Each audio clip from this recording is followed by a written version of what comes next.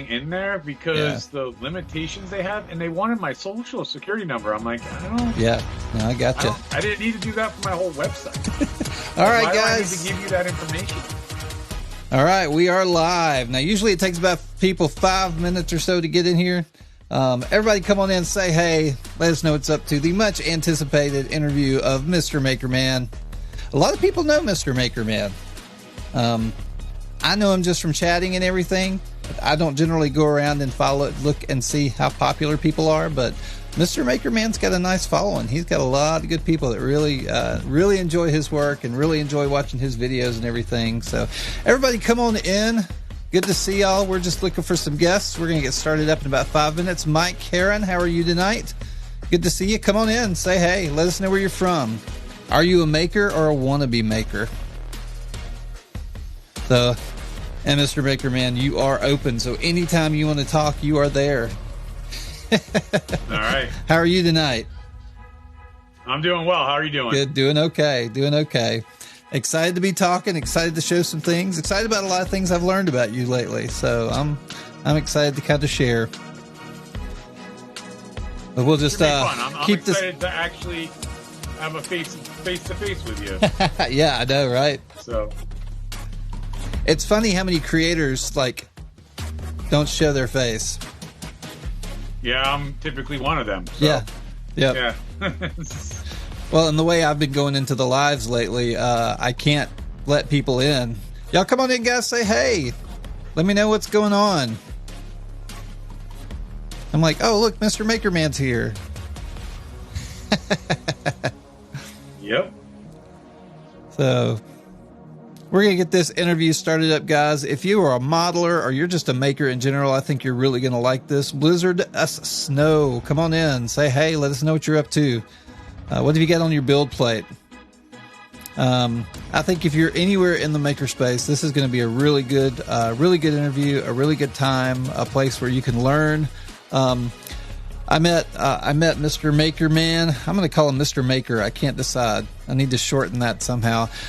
I met Mr. Maker through chats, and we ended up being kind of these philosophical buddies or something. I don't know. We really get in deep and dig into it.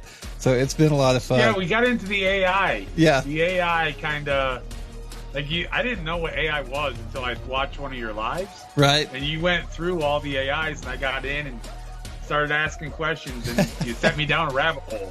I know it. And it is a rabbit hole. Alien Destination. How are you? Good to see you, man. Thank you. One of the big friends cool. I'm glad Alien's there. Of the channel. We got Blizzard Us Now. Blizzard Us Snow. Blizzard Us Snow. Okay, I'll get that name in a minute. We got Alien. We got a bunch of people jumping in. That's awesome. I'm jumping over to check the feed, make sure I'm happy with it, what it's looking like. If any of y'all here, I hope you're hanging out. I got something I want you to see too. Okay, awesome. Got something for Alien to check out. Well, good, Alien. Glad you are doing well. I think this is going to be a fun night. I've been exploring, searching, running around. Actually, I've just been perusing Mr. Makerman's website. If you've never been over there, it's just MisterMakerMan.com. It's pretty easy to find. Make it easy, right? I know, right? That's what you want. Right. Make it simple. Sal, how are you doing tonight? Come on in. Say hey. We got some people lurking. Come on in here. We got Celine, maybe? I'm not sure how to pronounce that name. Luna. Good to see you. Come on in. Say hey. Luna. What have y'all been up to? Luna, what you working on today? So we're about 4 minutes into this. I'm going to let the crowd come on in. We seem to have a crowd starting to run in a little bit. That's good. I'm excited about that. Y'all come on. Share this out. Give us some likes. Let's get some more people in here and let everybody know about Mr. Maker, Mr. Maker Man, the myth, the legend. We're going to come up with a myth to spread about him tonight, by the way. Hope it's a good one. I know. It really needs to be a good one. It really, really does. We can make it good. Let's make it good. Got off work and just relaxing. That's awesome. Well, I was kicking back. I think, I always start the program with talking about what I'm drinking. And I've got some coffee here. And then I've got my secondary glass here. I'm kind of a wine guy tonight for some reason. So. Well, I got coffee. Ah. Backed up by more coffee. Awesome. So, well, there you go. I'm good to go. We're double fisting the coffee. That's awesome. Yeah, double fisting coffee. Had a long night. Had some stuff that my brother kept us up. It was an interesting one. Okay. So, yeah. Yep. Coffee's needed. Definitely. I had a night the other night with a 3-hour sleep, so I understand. Those are the hard ones. Come on in, guys. Hey, if you're a friend of the channel, I always talk about value for value, and I know some of y'all who come in are tired of hearing about it. You know what value for value is, but just trying to build an audience here. We're trying to build a group of people who like to help each other, and that's one of the reasons I like to invite other makers onto this channel, is just to kind of spread the love, let everybody's name get out there. And so if you become part of this audience, we just ask you to participate. Value for value means we hope we add value, and if we add value to you, you give us value as well. And that could be in time, talent, or treasure. Time, hit those likes, okay? Just give us a lot of likes. Let's get some people in here, share it out there. Talent, we're talking to one of our talented guys right here tonight. He's actually giving some value to this program and changing lights back there really quick. I love it. And then treasure, you know the gifts, you know where the link tree is. I'm not begging for money by any means. It's just want to keep this up. I don't want to bring sponsors into this show whatsoever. I want this to be a space where we can have fun. I don't have to worry about advertising, and we can talk about whatever we want to talk about. So come on in. Let us know where you're from. Let us know. Blizzard, Blizzardous Snow, I'll get that name right this time, has Coca-Cola. So adult drinks are good too by Luna. Luna's got the coffee going on. So good to see you guys. So I'm going to pull this music back. So man in the other frame right there. Introduce yourself. I'm MisterMakerMan. I like to make anything. Make really anything. That's awesome. That's what I can tell you. Well, there you go. See, this is a great interview so far, guys. It's what was the Fifth Element. Do you ever watch that? Yep. Where he keeps asking Corbin Dallas the question. He's like, yeah. I love that. Or I guess it's more like, yes. You know, with the delay. Always fun. But yeah, so let's keep going. I've got some questions here, guys. If you have questions, put them down in there. We got Alien moving his CR5 around. I'm sure he'll let us know what's going on with that. Alien loves to let us know about what's happening with his machines. We're always interested in that. And so, MisterMakerMan. Now, we didn't even talk about this one earlier. Where does this name come from? Actually, was not what So I was told that I had to come up with a name, and okay. I sat there and thought of a whole bunch of different ones. And my son just like, MisterMakerMan. And I was like, what? And I was like, I kind of like it. And I don't want to like it, but I kind of like it. And then it stuck. And that's where it came from. That works. Yeah, it's not my idea at all. Now, was this specifically for social media, or was this, you just need a name?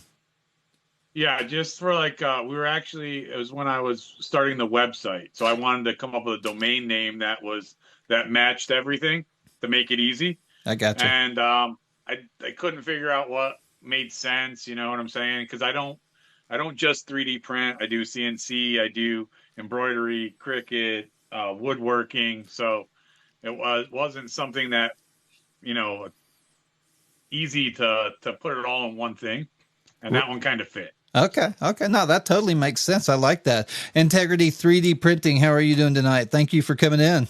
Thank you for saying hello. Everybody, as you come in, just say hello.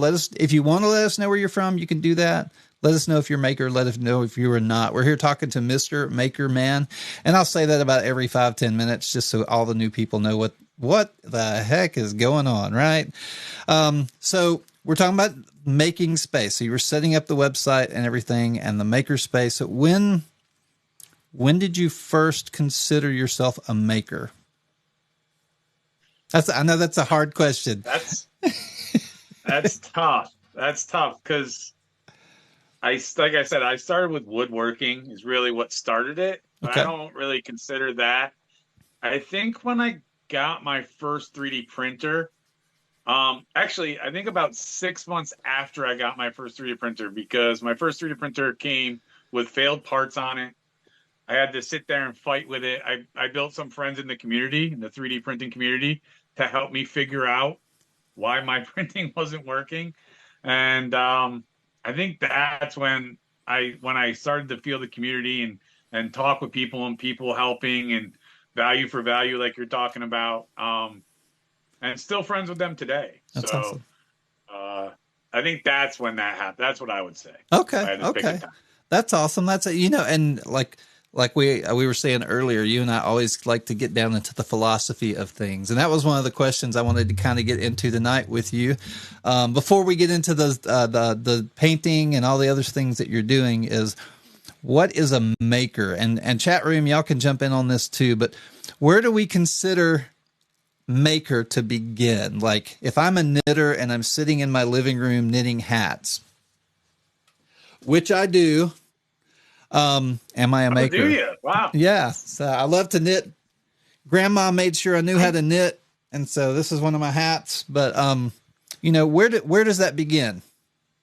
See, to me, I think if you're sitting in your living room knitting hats and you're making it because you want to make it, that makes you a maker. Okay. I don't think there's a high bar for a maker. I think that if you enjoy making things in any medium that there is, I think that's a maker, you Okay. know? Okay. I think it's a low bar. That's how I think it should be. We don't want to make it hard for people to get into it.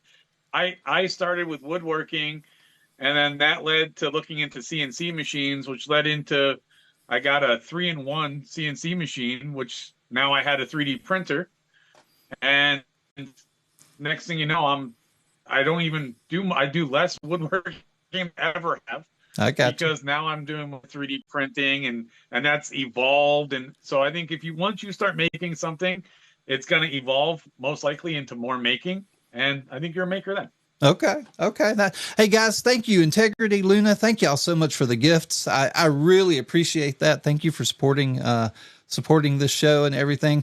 And I always like to dig deeper, but no, I don't disagree with you at all. I think, and maker is kind of tricky, and there's so many people that want to gatekeep and say, this is what a maker is, or you must be performing at this level to be a maker. You can't be a child in a mud puddle making a pie and be a maker. You know what I'm saying? And I like the idea as keeping that bar low and, blizzardous snow. I'm never going to say it right the first time. As long as you can make something else and alter it in some way. So she's even including the, what do we call it? The repurposing or the, upcycling. Upcycling. Yeah. And so, replicate, etc. So yeah. So we're even getting into, I don't think there should be any gatekeeping in the maker space. I think that, encourage people to try to make things. Upcycling is great. I mean, that's recycling and getting a reuse out of it. That's perfect. Yeah. So I'm with that. I agree with that. No, that's awesome. Yeah. I remember one of my first projects. It was a couple, they were 50 years of marriage. They decided to buy a new bed for themselves. They had been in the same bed for 50 years. And I took that old bed and turned it to a bench that sat in their mudroom. That was kind of my first step into the maker space of what I call myself being a maker. And it was a lot of fun, kind of eye opening, going, wait, what else is there out there? And that's what, see, it evolves, right? You do something at some level of success, and then it evolves into you finding other ways to use that. And exactly, that's what making stuff is. Exactly. No, that's awesome. That's great. So I don't see anybody else. I think everybody's kind of agreeing with us on that. Luna, so they always had an interest in woodworking, sheet metal, welding, now 3D printing. That's awesome. That is awesome. That's really, really good. So what other stuff do you do? So you said we found woodworking, 3D printing. What other things do you do? I do some embroidery, Cricut. I've been working with water slides a lot lately. I do have a welder. I'm not going to say I'm a welder though. So I mean, like basically there's not much that I'm willing. I want to try everything. I've always, my grandfather used to say, learn how to do everything so you can do anything you want. And that's always been, I'm always trying. Right now, I'm fighting with electrical and LEDs and trying to get a grasp on that to import that into some of the making that I'm already doing. Right. I gotcha. But yeah, I mean, I think the sky's the limit. I have some tools to do certain things now. I have a lathe. I have, the woodworking tools. I have the welder. I have the embroidery, the Cricut, the CNC, 3D printing, resin printers. Did a little bit of epoxy. Put some of that on some of the woodworking and work Awesome. that in and stuff like that. So I'm trying to think of the stuff because there's, and I also did a whole bunch of home renovations and stuff like that. Oh, did we? Now we're back. Yeah. Now we're back. All right. Sorry about that, guys. Not sure what happened. We lost it there for a second, but we have reached the goal. Thank you so much, guys. I really, really appreciate that. I never expect that, but it's always awesome when it happens. Thank you so much. We got Luna, Integrity, Alien. Thank y'all so much for helping us reach that goal tonight. I really, really do appreciate that. We are here talking to MisterMakerMan for all the new people stepping into the room. He's a maker. We're talking about what happens in the maker space, what makes a maker, what types of things he does. And we're going to kind of get into more of showing off some of the stuff that he does, which I'm really excited to show y'all. There's some really awesome stuff out there that we're going to look at. What is your newest machine? Like, it doesn't matter what maker area. What's your newest machine? Okay. So my newest machine is the GK2. Okay. And what do you think about that? I absolutely adore it. Good. I absolutely adore it. I have never leveled it. Yeah. I've had it for months. I've never leveled it.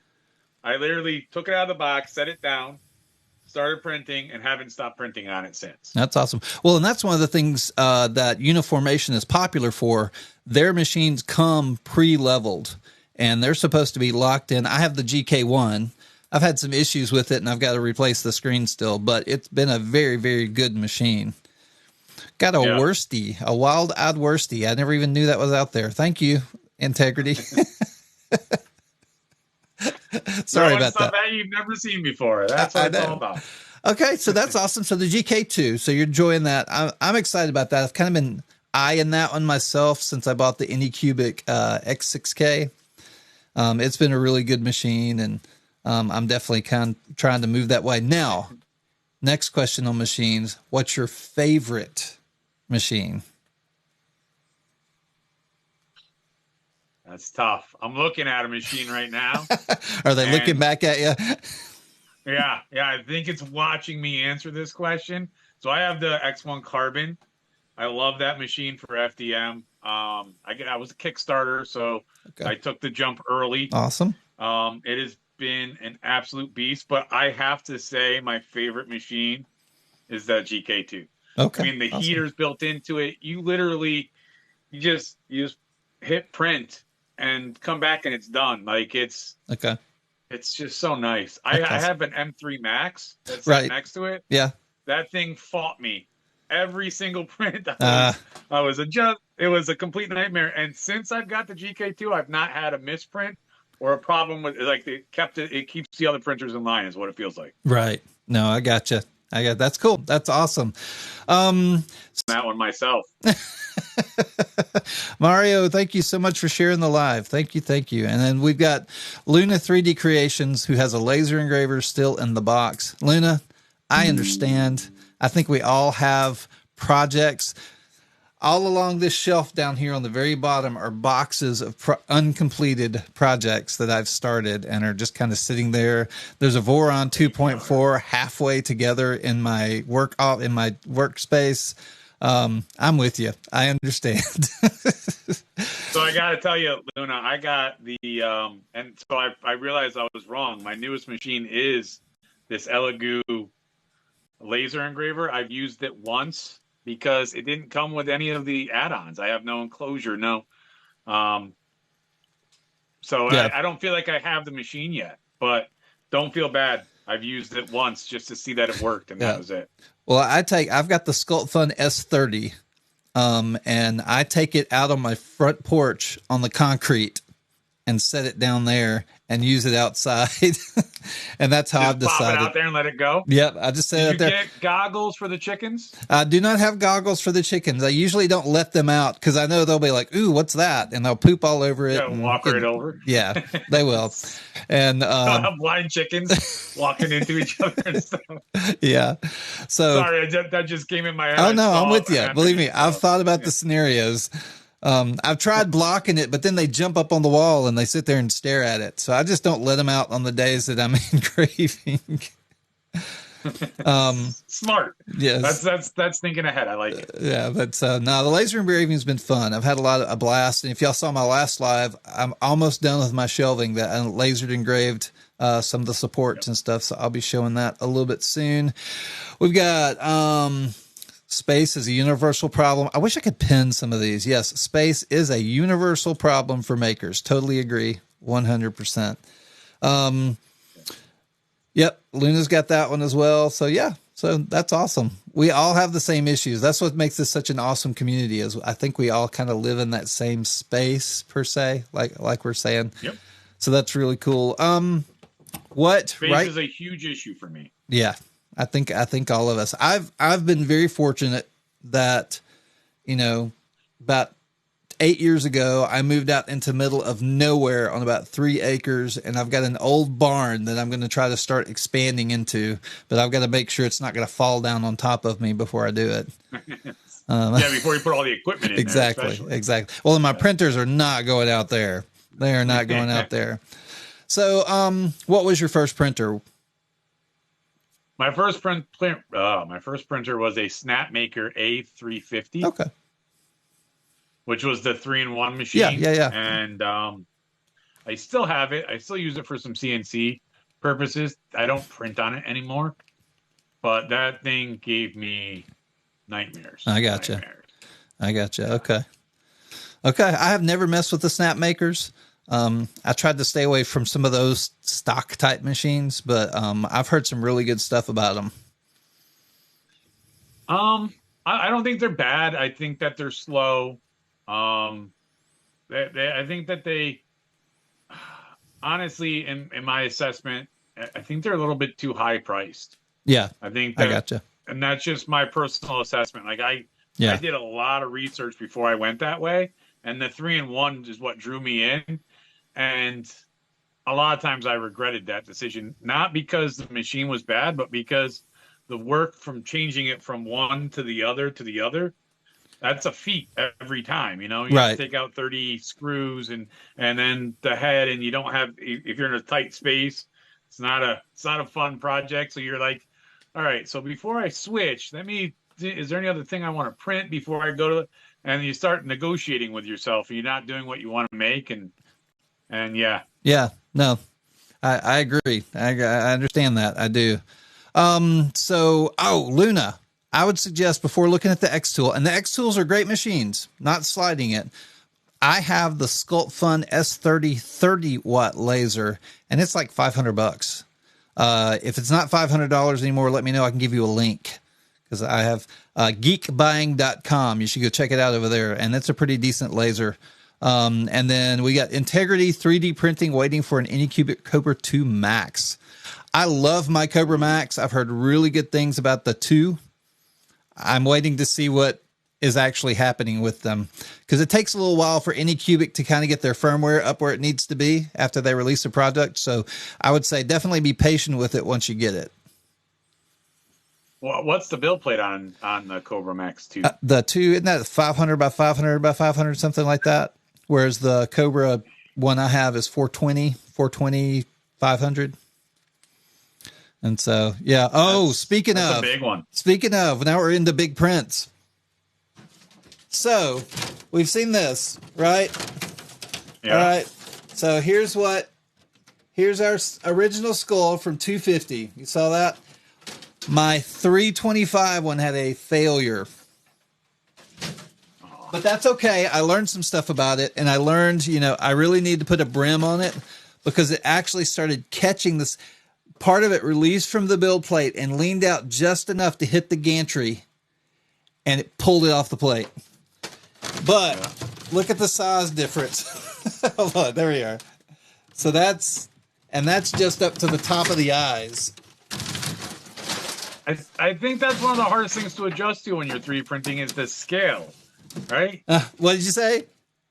I think scale is one of the hardest things to learn and get a good grip on when you're 3D printing. Yeah, very much so. You think 100 and then 125%, so you're like, oh yeah, that's just a little bit bigger. No, I've made some epic fails from that. Yeah, so I started the other print. It's on there. I'll put it on live later tonight. But is it still a 420, 420, I thought they expanded the build plate. I guess I was wrong on that one. Okay. I had a Thanos helmet that I printed out. That was like this on my head. It was ginormous. That's awesome. Because I messed up the ratio scaling.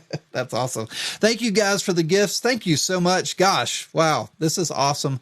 I really, really appreciate this tonight, guys. I really do. And I'm excited to have MisterMakerMan, who we're kind of interviewing this evening. If you come to the channel, he is a frequent guest coming in, just philosophical buddies is what I kind of call us. We just kind of talk about anything and dig about as deep as we can. And then once we realize we don't know anything, we quit and take a nap or something like that.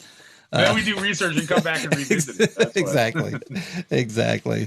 So, all right. So we've talked about what's a maker. We've gone through kind of the stuff that you do in the maker space. I know you'd mentioned some other things. Is there anything else you do you haven't talked about people might be interested in knowing? I can't think of anything because I don't remember what we talked about. If I'm being honest here, but yeah, I mean, I'm interested in, and I try to do everything I can get my hands on. Okay, what do you use doing things with my hands? So. What do you use the Cricut for? The water slides, vinyl decals, stuff like that. Water slides. I made some shirts. You said that twice. I meant to ask about water slides. Water slides? Yeah, so you 3D print on water slide paper, or I'm sorry, you regular print. Just print on a piece of paper, right? Okay. And then you spray it with clear coat, and then you cut it out, and you actually slide the ink that you printed on the paper onto an item. Oh, so it's almost like a shoot, what's the ink? Okay, I got you. I understand what you're saying. Oh, that's interesting. I've never seen that done before. It's actually fun and easy and very rewarding because, I mean, there is some work to it. You have to do the coats and all that stuff. But once you get it done and you have the page that you printed out, right, you can just start popping it on stuff. Okay, so that's awesome. That's awesome. Yeah, it's fun. I can't remember the heat transfer process. We're actually working. I'm working with Courtney. Courtney, we're about to do some heat transfer type stuff. Alien knows what I'm talking about. What's where you use the press and transfer the ink and all that? What's that process, dude? Help me out. Sublimation. That's the one. Sublimation. That's the one I was looking for. So kind of similar to that. I don't fully understand it. That one's always kind of bothered me a little. I don't fully understand how it works. Like, I understand like heat transfer, but how does the sublimation work? I haven't been able to figure that out. It just basically reheats the ink and transfer, and so it seeps into whatever the paper, because it's a slick side paper. You print on the paper, put it on the surface, you heat it up, and so the ink transfers into the closest item. So when you reheat the ink, and then that loosens the ink and lets it attach to the other side, essentially? Yeah. And so you print everything backwards. I had some sublimation stuff in reverse, here. Yeah, I don't see it. But I'm working on a couple of projects on that. That's been a lot of fun. But that's cool. I didn't know about water slides. I'm gonna have to look into that. That's really interesting. It makes some things really easy. I use it for eyeballs on some of the models, so you can print out the eyeball, and then I take a hole punch the hole out, and then just with a paintbrush, pop the whole eyeball, iris. You shape it so it fits on the eyeball, and that is cool. Boom. That is cool. Yeah. Okay. Yeah, I'll definitely. I'm having a lot more questions now. We've got something else to dig into sometime. All right. So we've got all of that. So we all have goals. I know how, I was kind of thrust into, I've got to be full-time at this. As far as I lost my job during COVID, a lot of people weren't hiring, and I just went for it. So are you full-time at this right now? If not, no. Is it a goal?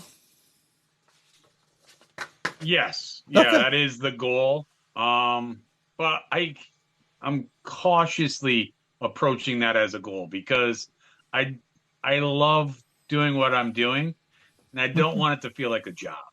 Right. So I'm doing it in a pace in which, like, I don't want it to take the fun out of it, I guess. I enjoy doing this, and I don't want to lose that for any number out there. So, yeah. But eventually that would be the ultimate goal, is where I could do this full time and not have to work and try to complete projects afterwards. Yeah.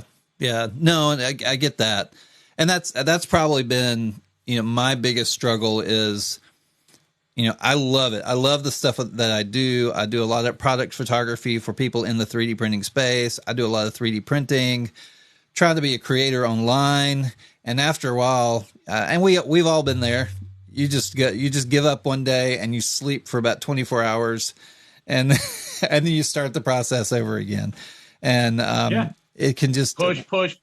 Then it catches up with you. You got to take the day of rest. It's a labor of love, but when it becomes just solid, hardcore work, it can take a lot of that fun out of it. So I think a lot of people in this room are there. Even if not full time, they still find themselves at those places where they're like, okay, yeah, this is a little too much right now. See, I think full time, you're going to feel pressure to keep going more. But I think part time, when you're doing it as like with a full time job, I think that adds up on it too. So I think they both equally get to that point where it's just like, you get burnt out, and sometimes you need to you have to recognize it, take a mental break, go do something else, and then want to go back and do it. Right. So I've done it a couple times. Definitely. So want to be full-time someday. Well, let's kind of get into, before I get to some of these other questions, let's just try to get into showing some of the stuff that you do. Now, currently, you're mostly painting is what you're doing? 3D printing. Everything I paint is 3D printed. So that's part of the process. I enjoy, so before I ever 3D printed, I would tell you I hated painting. And then I started doing it on like the models, and I started to enjoy it.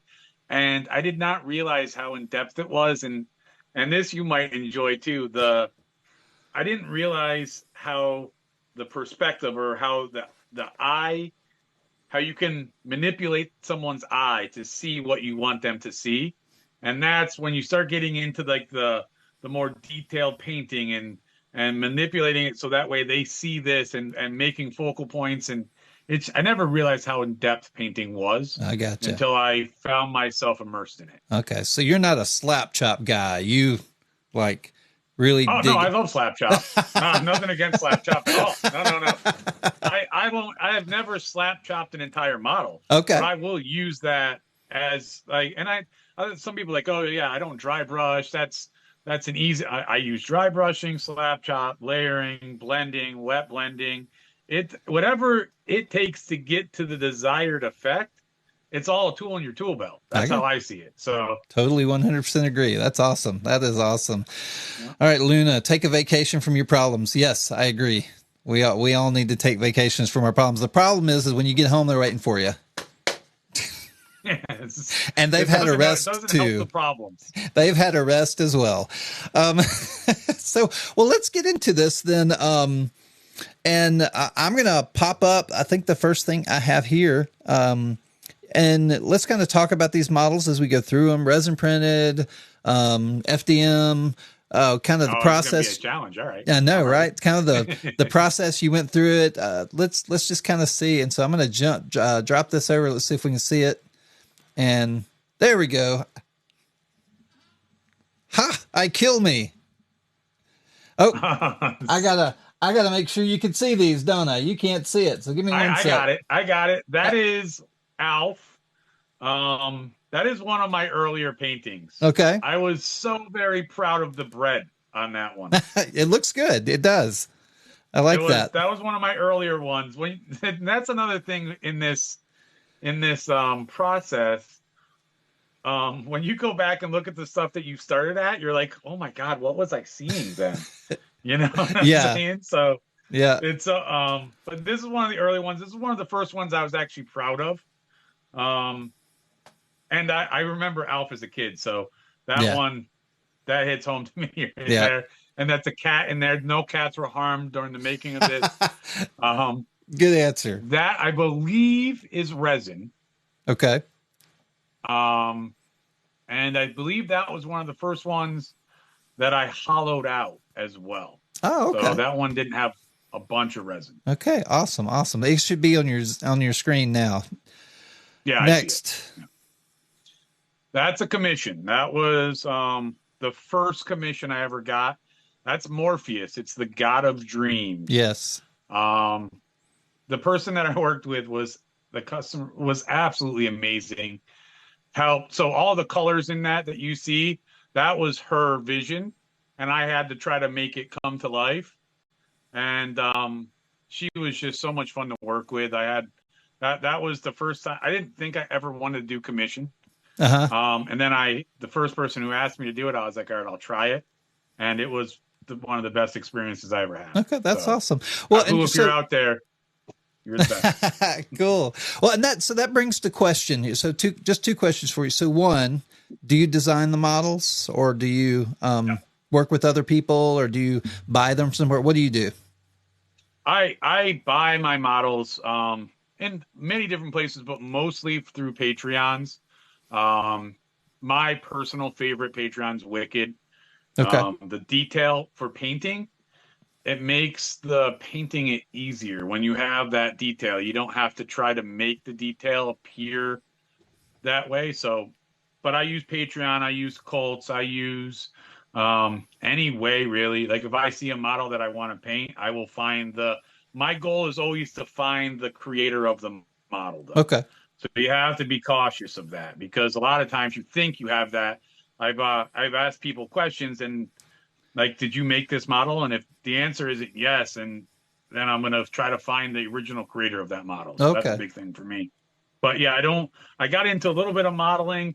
I like the sculpting in the modeling aspect, but the hard forming to get to that, I struggled with it. And I had a conversation with this one guy who was telling me how AI was going to be doing it soon. Yeah. So at that point I was like, am I gonna learn this as fast as AI? Not likely. So I kind of transitioned away from it. Yeah.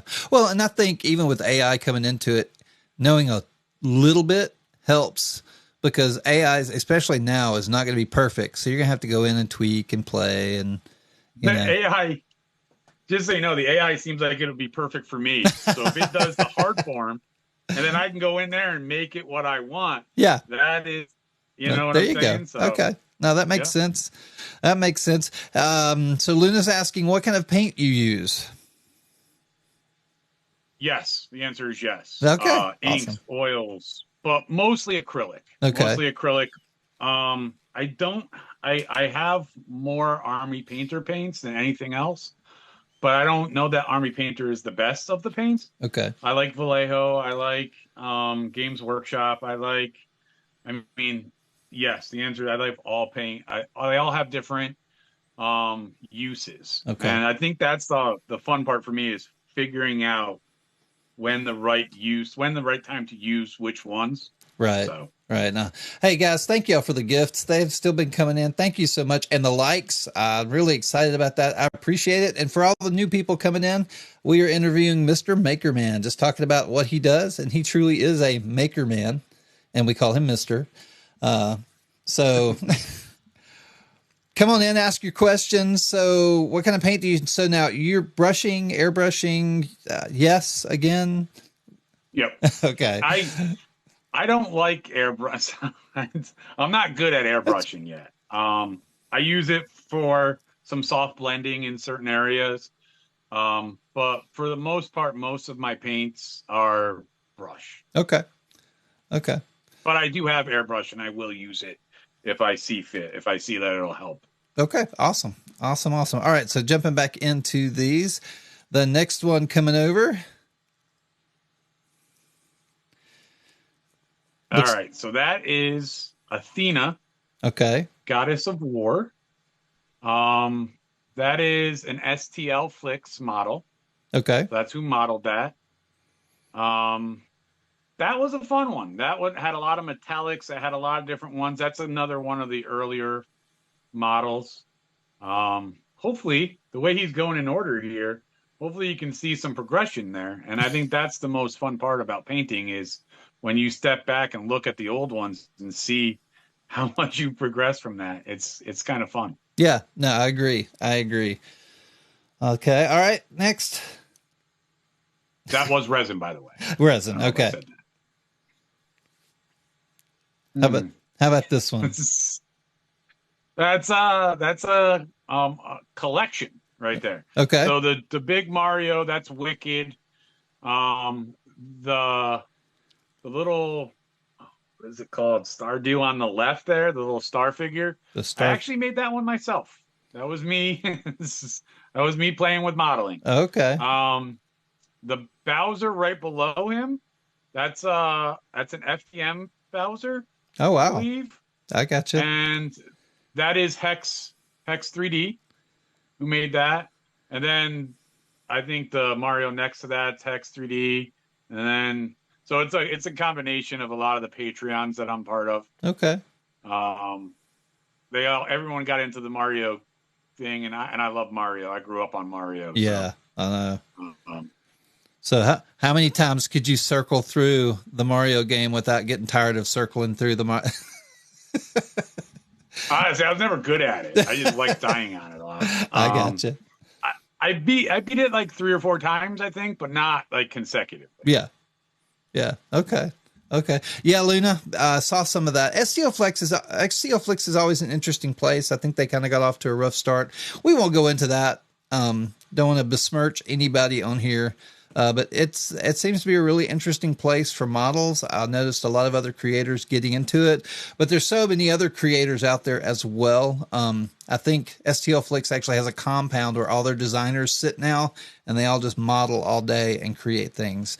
And so it's a really interesting concept. It really, really is. But I think I've seen some Hex 3D stuff in here. I think I've seen a lot of different modelers in here. We'll step on through to the next one. I think so this is so remember the last one that I showed you, that commission? This is the same person, same god. This is again, just draw a blank on it. What was the Morpheus, the god of dreams? Okay, so still Morpheus. Okay.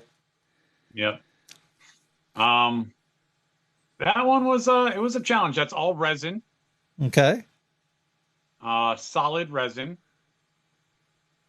And it was a fun one. It was a challenge. Again, another one of those ones where very specific on what it was to look like. I would do it differently if I was painting it today. Okay. Yeah, the sand. I don't like the sand, but the rest of it looks okay. I gotcha. I understand. I gotcha. All right. We are always our own worst critics. This is a Hex 3D Viserys crown made out of solid resin. Super easy to paint. Actually, literally just spray paint it black, rub and buff it gold and silver. Okay. So you like the rub and buff stuff? Rub and buff's easy, looks fantastic. Yeah, I agree. I use it limitedly. I don't like to overuse it, but in certain applications, it is right. I mean, I could have used gold acrylic paint, and it would not have looked like that. If you're going for an aged metal look, rub and buff is the win. Right okay. There. Okay. Good night, Integrity. Thank you for stepping by. Thank you for all the new people coming in. I hope there are some new people stepping in here. Looks like I see a few names. Keep sending this out. Keep inviting people. Let's keep going. I don't even know if we're halfway through. I'm going to go until I've gotten all my questions answered. So, All right, so let's jump into the next one. Let me shrink that down and move over. We got, oh, this is the piano. So this is part of that collection. This one is the full resin one. Okay. This one, I intended to make for myself. This was my personal one, but someone else had a different idea, and I no longer have any of them. So, Okay. I gotcha. yeah. So that's from another angle. I like the spikes and everything down at the bottom. Yeah. That's cool. Yeah. That's Hex 3D. Hex 3D made that one. This made you look at it when you're painting. It's amazing how you look at characters differently. You know what I'm saying? I'm sure. Like trying to figure out their color patterns. I struggled figuring out Bowser's color pattern. Your eyes play tricks on you. You think I swore up and down that it's this color, and then I look and I'm like, no, it's not. I was wrong. So that happens a lot. No, I totally get that. That is, oh my God, Mythosaur skull. I don't know. I can't remember the creator. That was just one. It's ginormous. It's big. I like it. It's in pieces. So you had to print a lot of pieces and try to get it all to line up good, and a lot of Bondo and sanding. I hate sanding, but I do it all the time. Yeah. Well, pretty basic coloring, and it was a pretty easy paint job. Okay. Yeah. That's PLA. I don't think anybody likes sanding. So I hate it. I wish there was a better way. So you've settled in Masters or something. Oh no, right. This is the way. Thank you, Blizzard. I think I got it right that time. So Bondo is what you've settled on. Have you tried any other methods of smoothing things out? Like I've been seeing a lot of stuff with the baby powder and resin lately. I actually use a wood filler. Does a really, really good job for me. It makes it easier to sand. What other stuff have you, huh? I've tried so much stuff. XTC 3D wood filler. There's a marble dust one that works really well on smaller ones. Okay. Bondo. I mean, there's mediums, the mixing it, the resin. I've tried it all. And I honestly, I think depending on the job, each one has its own place. Okay. You know what I'm saying? Yep. I like the philosophy. If it works, it works. And if it works, I'm going to use it. and when you learn how it works and what its best attributes are and spots where it struggles a little, that kind of puts you in a place so you know which one to use. This one was this is for my daughter. She's big into FNAF. I don't know if you know anything about FNAF. I know of it. They have a movie coming out on the 27th. Okay. So the first ever FNAF movie. This is Plush Trap. No. Okay, I don't know. It had a very Alice in Wonderland vibe to me. It makes me think of Chuck E. Cheese. That's kind of the whole. That's where I think the concept came from, in my opinion. Okay. It was a unique one. It was a fun one. It's a dirty, grungy looking character. So it was a lot of fun. That's all resin, solid resin. Well, as solid as it can be, but since it's mostly like wires, I did put some actual real wires in there. Okay. So there are some just empty wires in there for hooks. Okay. And yeah, a little bit of modeling. So that floor did not come with the model. I had to actually make that floor to make it fit the character.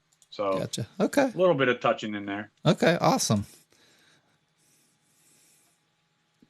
Okay. Frozone? This is Yosh Studio Sub-Zero Matte. Sub-Zero.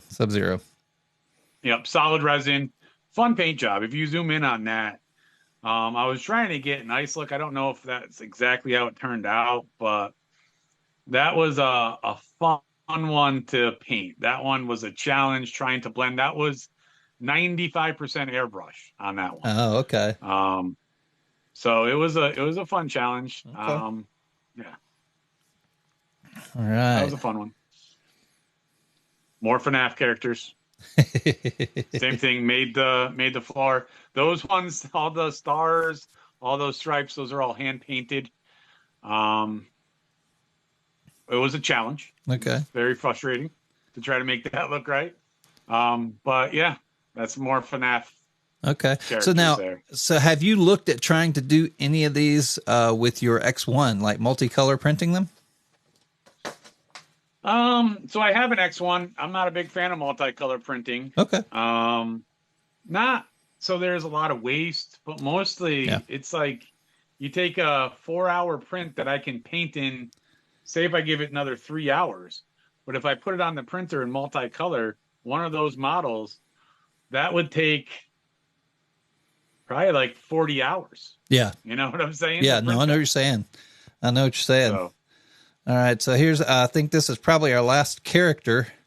I skipped a few. Yeah, that's a FNAF character. Another FNAF. All of these seem to be FNAFs towards the end. Yeah. That one's nice. Yep. That came out real nice. And then a 3D printed box, no paint. No paint. No paint on the box. Just 3D printed colors. Yeah, and then we had the other stuff. Oh, a video. I'm going to roll this video real quick. All right.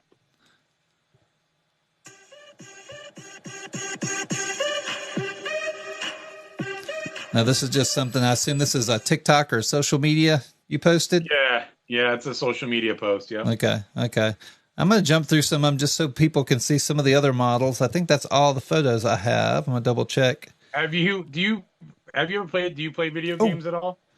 I used to. I haven't in a long time. I haven't either in a long time. So that's fair. I'm the same way. I was a World of Warcraft junkie and a lot of Quake.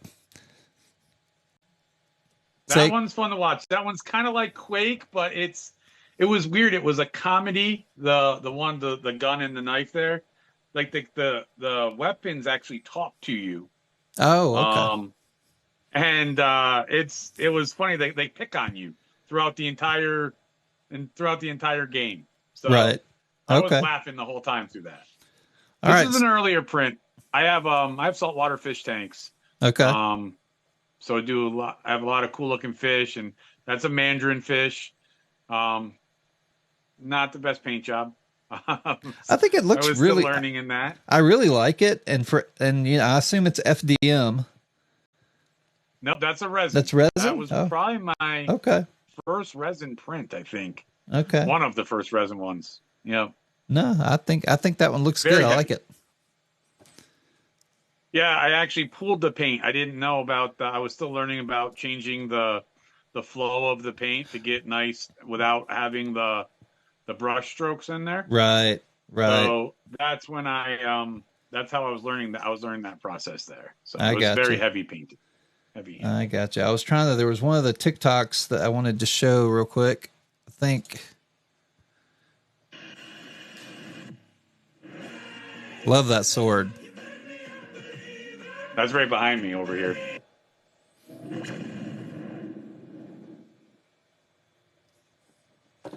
Love that one. That was a fun one. The soundtrack. I need to turn that up. Y'all should be able to hear that.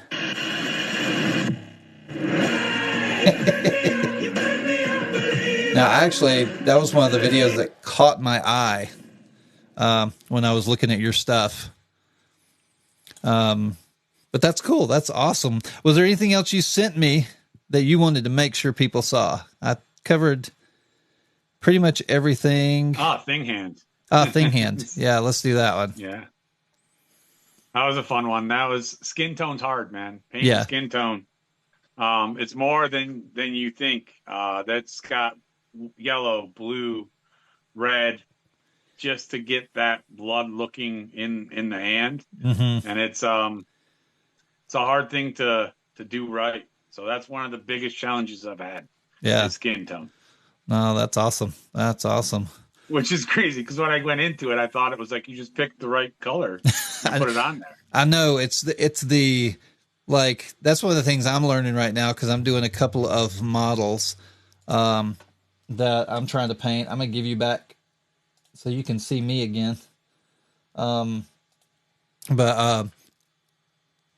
Trying to get the red and the blue and all that stuff that needs to come through whatever the translucent color you have on top. And then, skin is really, really tough.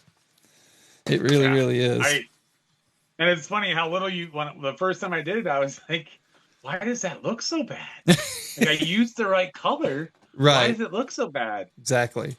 Exactly. In comes the rabbit hole as you start digging down and you're like, oh, so you put this and layer it. And yeah.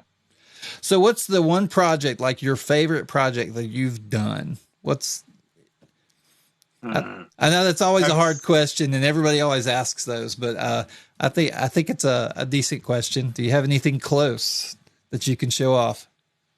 yeah. Yeah. So this is on the list. I don't know which one's the favorite, but this guy right here, I'm going to try to get it in camera without dropping it. Oh wow, that's awesome!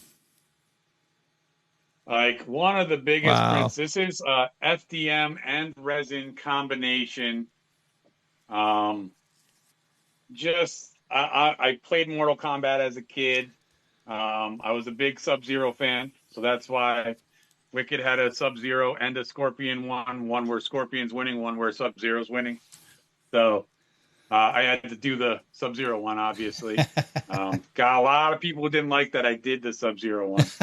A lot of Scorpion fans. That's Not a funny. big fan of that one. But That's funny.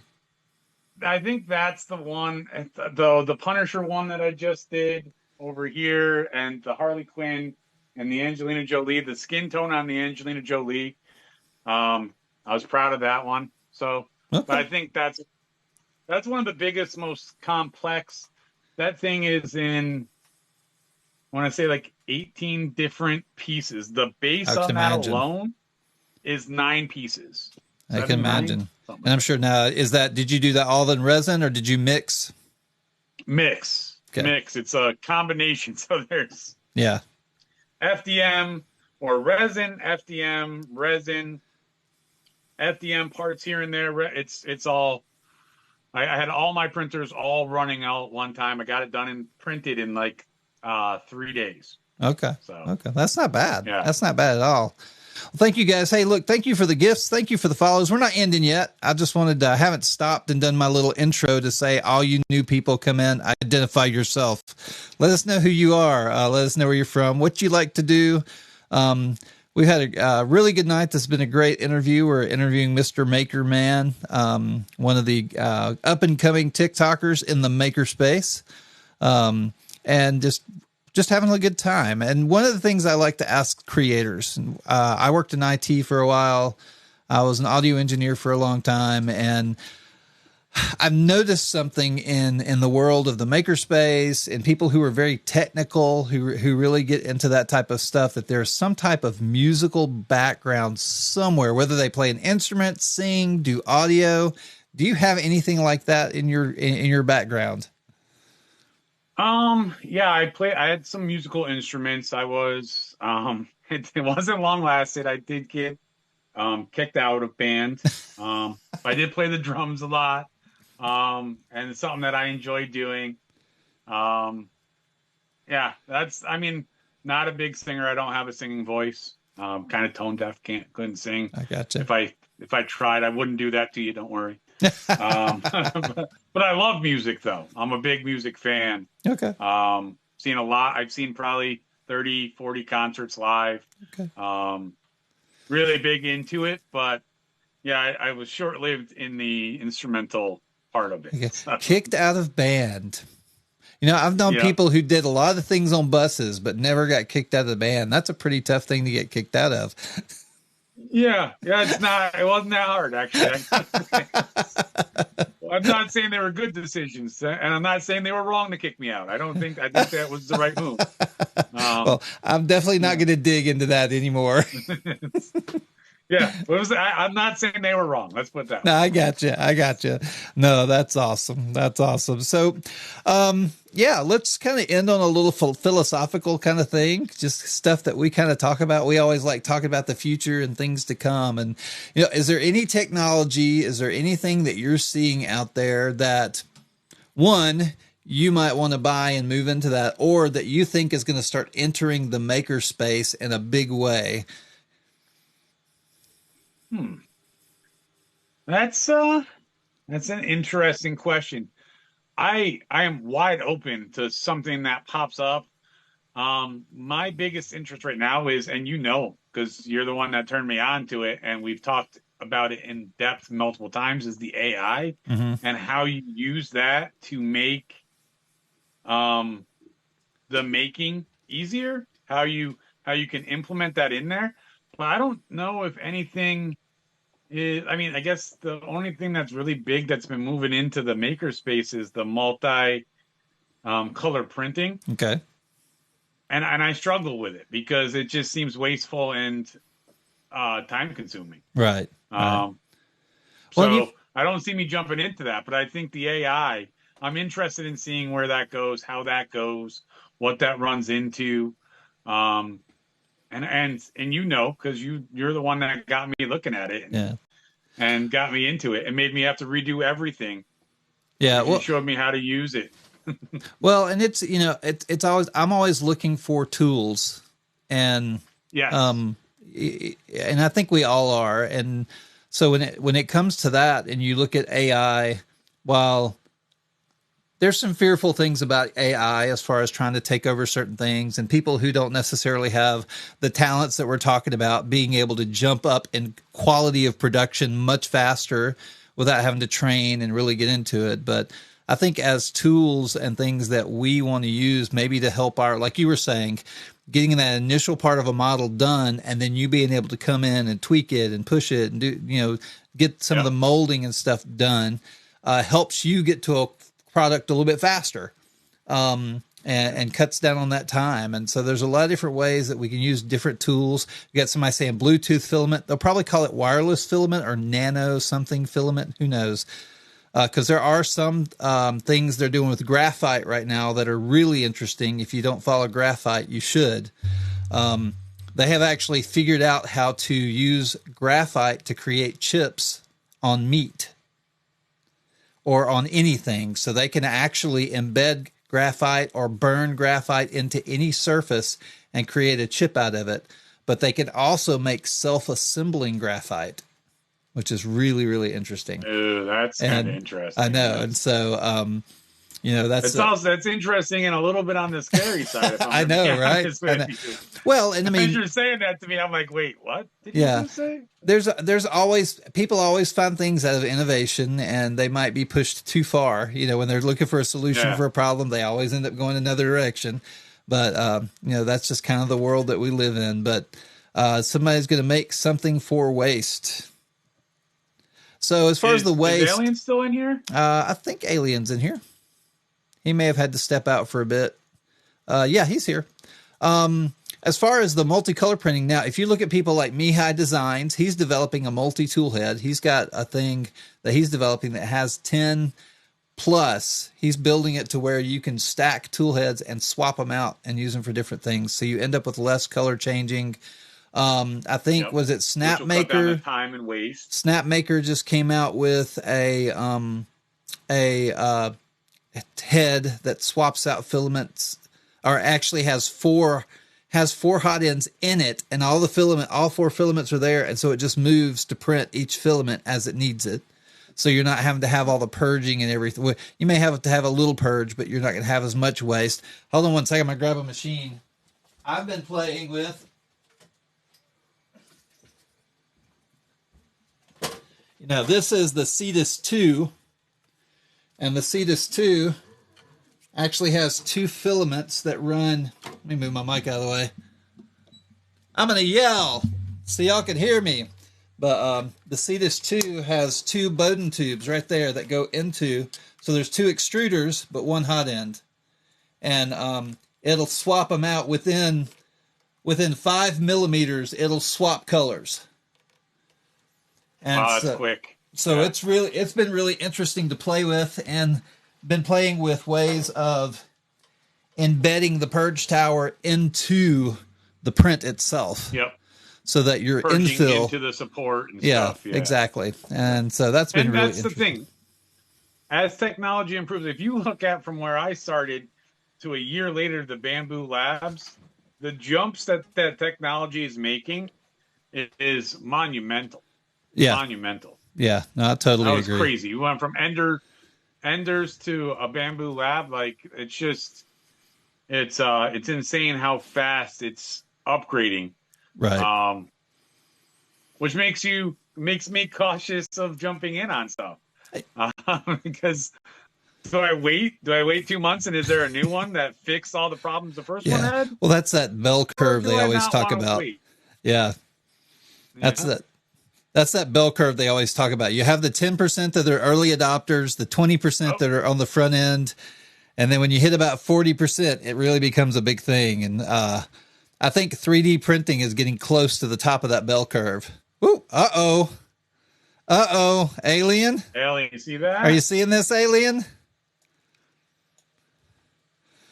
So, guys, if y'all haven't been here, we have been working in AI, and we created an image. We threw it into an AI modeling software, and it came out with a model. And we also threw that same image over to Alien Destination to model it. Now, this is Alien's model, and it's painted and everything. Look at that. Look at that.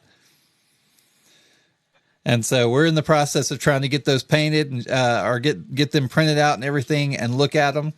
And that's exciting. That's exciting. Yeah. So that is You cool. see it?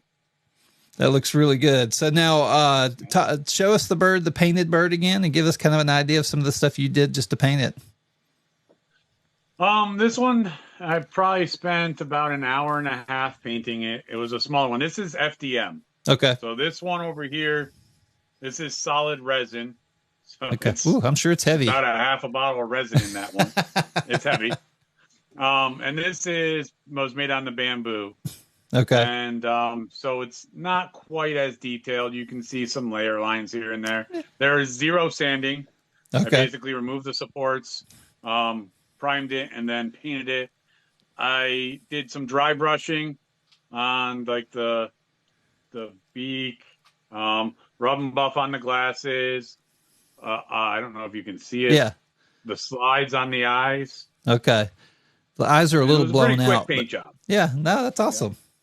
That is awesome. That looks really good. That's really good. So that project's almost complete, guys. It's looking really good. And so that's Mr. Makerman and his quick paint. That's excited. That's exciting. Yeah, I got that yesterday. Yeah, The file, I sent that to you yesterday. You got it printed and painted. You got it printed twice and painted. So that's awesome. Yeah, that was my fail safe, right? So Yeah. print it on two. If one fails, Exactly. I got the backup. Yeah, Exactly. They both made it out, so I got another one to paint. Yeah, that's awesome. Well, guys, thank y'all for coming in. If y'all have any questions for him, shoot them up here real quick. We got a little bit longer on here. We won't stay too much longer. We've got a couple of different projects going on. I'm still working on my 325% skull, which, you know, we saw our early failure and I had to add a raft and some things to it to help it print out a little bit better.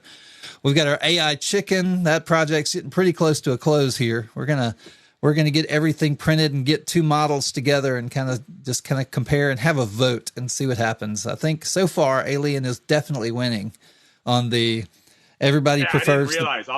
I'll get the other one printed out and painted soon. Oh, But Aliens, it's all good. For painting wise, Mm-hmm. was much more detailed, and that detail makes it so much more fun to paint. That's awesome. So that's why when I saw it, when you asked me like, which one, I was like, clearly that one. So, yeah, I know. Well, you know, and it's definitely, and I had talked to a couple of people about it, and some people are like, you know, I'm kind of mixed, and I'm like, I get it. The one that's closest to the picture is Aliens. Definitely, it has the texture. It's nice to paint. It's got a lot of things in there that a computer is not going to think about, but a designer, somebody who knows paint, who knows that, is going to think about.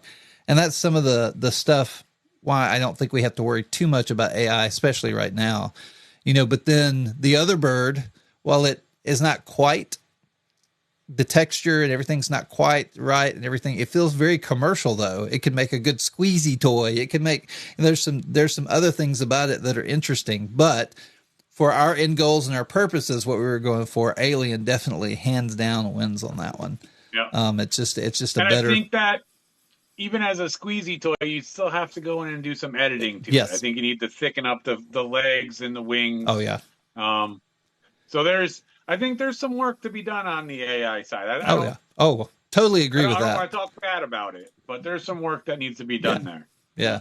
Well, and it's interesting. So Nico Industries, not really sure what happened down, but their entire, every single web site is down right now. And I still haven't logged back in yet. So, so luckily I downloaded all the files and everything and had it, but everything is down right now. Not really sure what's going on there. But he got it back up. Oh, did he? He got it back up, and he has his control board up. So if you have an issue, you can reach out to him. Okay. I just haven't missed that had a chance to even log in yet. So. Good. Glad it's up. Try. Glad it's up. Well, guys, any more questions? We're going to give it just a couple of more minutes. Is there anything you want to talk about? Anything that I haven't asked you about that you want to talk about and get out there? Not about making and about me. I do have some stuff. Okay. I wanted to hear some more of your thoughts on the Jurassic Park version of Woolly Mammoth. Woolly Mammoth. Yeah, that one kind of blew my mind when I saw that, and I was like, "Is this really? Are we really we're gonna live out Jurassic Park right now?" Well, and here's how I'll approach it. And I remember searching like when they started doing a lot of this and looking at CRISPR and the software that was coming out for gene editing and just what we knew about the genome and cloning and everything. And you just to kind of know where we're at and get an idea of when they're saying 2024 to 2027 is kind of when they're planning on having a good, solid mammoth released. And the Japanese are actually working on a dragon right now. And they're wanting to kind of get a good solid release. Looks like they're kind of in that same timeline. But if you look back at Dolly was really interesting because the sheep that we called Dolly that was cloned was actually called 278. So that lets you know how many attempts they went through to get there. All right. So Dolly was number 2. How many times they did it, right? Yeah, I guess it could be attempts. Yeah, 277 was how many they did before they actually got 278. Dolly. And Dolly, while was an amazing feat, within 4 years, Dolly could barely walk. Dolly had a lot of health issues. She ended up 5 years later having lung cancer. There were just a lot of things. And so genetically, there's a stability thing that has to be worked on. And are we going to get to Jurassic Park like that quickly? No, I don't think so. There's a lot of issues. There's a lot of things about DNA and RNA and mRNA and things that we don't know about. And we just have to learn and figure out what that's going to be. Now, there's some advantages to it. There's some really cool stuff that people are doing within certain areas, and there's some neat cures that are coming out of this. And I think the cancer cures for the mRNA stuff are some of the most amazing cures I've ever seen, but that's on a one-on-one basis where you can understand one person's DNA aside from tons of people's DNA. So there's a lot of interesting stuff within that area, and we won't get too deep into that. I know there's a lot of fun topics there to talk about. I want to ask you one direct question about what you said. Okay. Will we get to Jurassic Park quickly? No. Do you think we do get there? So do you think we get to the point where we regret what we have done? In that line, genetically. Yeah, I think so. I think there's two answers there.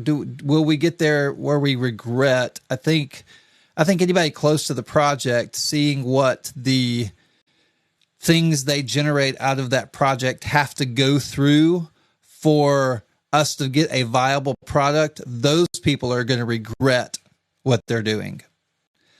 But on the back end, I would hope that these people early on are doing their best because they're doing all the gene manipulation, doing their best to get to a point where those types of creatures would not be, those top whatever predators that they were at the time, whatever they were. Yeah. I would feel like they'd make sure they had ways of containing them, or there'd be some kind of fail-safe switch or something like that. I mean, theoretically, could we get to the point where, they break out of the park and yada, da, da, da? Yeah, probably. But I think so. If it's 2027, I think by the time we have a good viable thing, we're already around 2040, 2050. And, we're a ways off. I'm not worried about it. And, with so many things happening nowadays, I don't know if we're going to be around that long. Anyway. Yeah. Yep. Yes, I agree, Luna. It was more of a tropical, worldwide kind of feel. I'm right there with you, 100%. But I also think that's why they're having to blend it with other DNA so it can survive. And so a lot of interesting things. So 2024, they were saying mammoths, yes, but 2027 was the prediction of having a good, totally viable animal. I don't think they're going to make that. I think those animals are still going to have problems 4 to 5 years out. I think we're going to have to push to 2040 to really get something. So and I didn't know that about the genetic, because aren't they talking about doing like pets and stuff for people for like $100,000 or something? A lot of the goals are to genetically clone your pet and to genetically clone people and those types of things. That's some of the research goals. That's what they're doing. That's what they're working towards, you think? That's yeah. I mean, if we want to get down to the root of people and survival, you know what I'm saying? If I can, are they going to find a way to move consciousness from one body to the younger one? And there are people working on that. They're trying to figure out how to put consciousness in computers. So, once you can transfer consciousness, download it. Yep. So, all those goals are coming. People are working on that. I guarantee people are working on that. Even if it's, they're not telling us about it yet. Though. Oh yeah. No, that's that DARPA money. Yep, exactly. So, anywho, let's see. Yeah, I'm good, man. I'm good. Anybody else have any other questions?